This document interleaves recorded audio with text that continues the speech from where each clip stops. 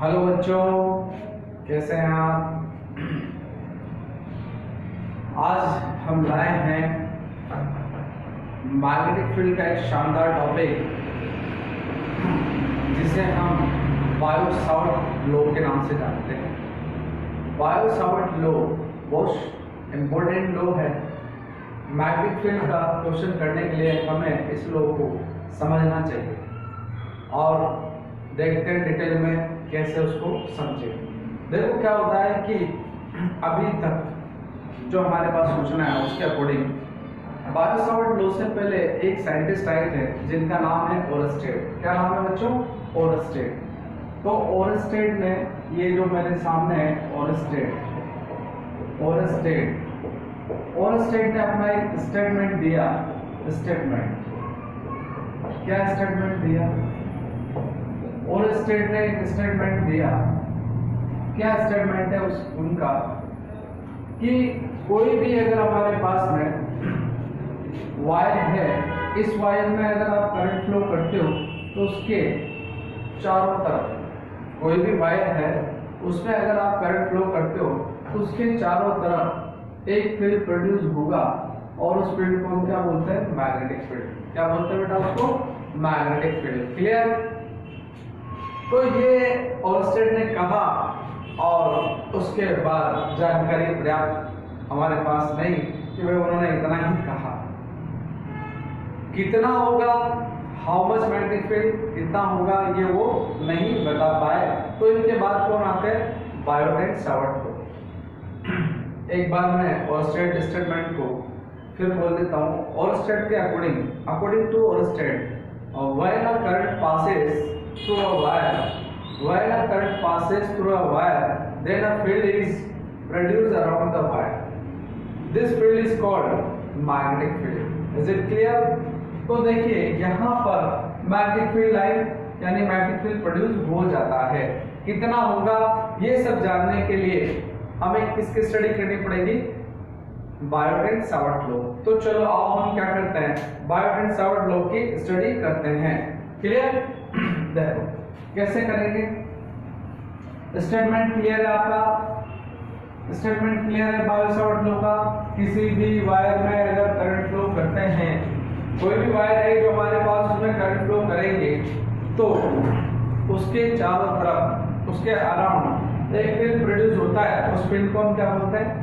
Magnetic field. Clear? अब देखिए Biot-Savart law को समझने के लिए हमने क्या किया, ये वायर लिया, राइट। वायर का हमने क्या किया, एक स्मॉल एलिमेंट कंसीडर किया। इस स्मॉल एलिमेंट से थीटा एंगल पे यहाँ पर पी पॉइंट कंसीडर किया और यहाँ पर इसको माना हमने ओ पॉइंट। क्या अज्यूम किया बेटा? O point. ये ओ पॉइंट नजर आ रहा होगा आपको। और ये डिस्टेंस कितना है? आर है। हमने अज्यूम कर लिया ये आर है। यहाँ पर मैग्नेटिक फील्ड कितना है? डीबी है। कितना है? Magnetic field dB. तो यहाँ पर इस वायर में जो हमारे पास एक्स वाई वायर है, इसमें करंट फ्लो करते हैं तो ये डीएल स्मॉल एलिमेंट हमने कंसीडर किया कि ये डीएल स्मॉल एलिमेंट है और ये ओ पॉइंट ले लिया, ये dl small element. Due to this small element 80 point, how much magnetic field is produced according to Biot Savart law. तो हम क्या पढ़ रहे हैं बच्चों? बायो-सावर्ट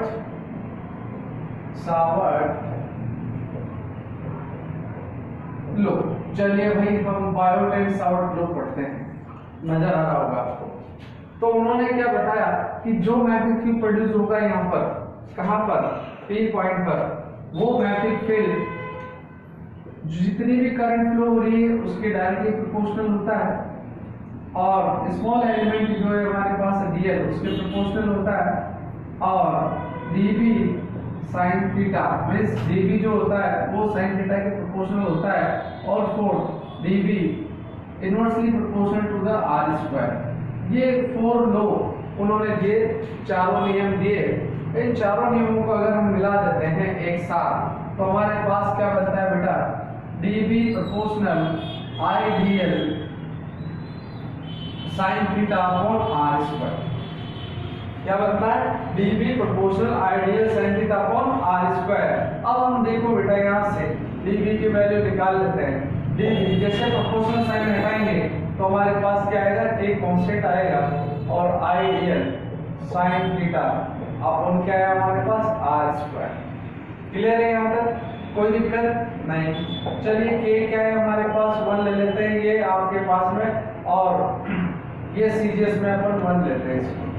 और k की वैल्यू अगर SI में लेते हैं हम तो ये SI में क्या हो जाएगा, μ0/4 पाई, और इसकी वैल्यू होती है 10⁻⁻⁷ हेनरी पर मीटर।